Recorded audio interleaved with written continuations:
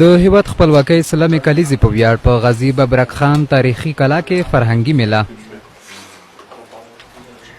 د کلا ظاهري بڼه بدله خو پخوانی برم یې لا هم ساتلی. د فرهنګي میلو هدف د هیواد په خپلواکۍ کې د نامتو څیرو او تاریخي کلاګانو اهمیت خلکو ته په ګوته کول دي.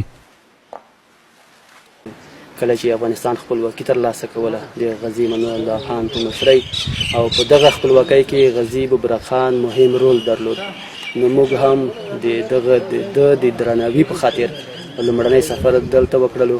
تاریخي ابدات د تیر وخت هنداره بلل کیږي، نو موږ دغه ابدات باید د خلکو ذهنونو ته ورسوو او د خلکو په ذهنونو کې باید دغه پاتې شي. او دغه وزارت نه موږ غوښتنه کړې د وخت نه وخت چې باید په خوست ولایت کې ابدات باید ورغول شي. اکثر ابدات یعنی ټول ابدات د منځه تلو په حالت کې دي. د غازي ببرک خان کورنۍ هغه یو پیاوړی شخص یادوي چې له خوست سربیره د لویې پکتیا او ډیری نورو سیمو خلک پرې راټول وو. د خپلواکۍ په جنګ کې چې کوم رول د لوبولی و هغه د لویې پکتیا مشرانو، ځوانانو، سپین ږیرو، علما کرامو سره و چې د په دې کې خپل نقش په دې شکل باندې ولوبوه چې مونږ څنګه وکولی شو چې دا لوی انګریز د لوی دښمن د دغه خاورې څخه د منځه یوسو.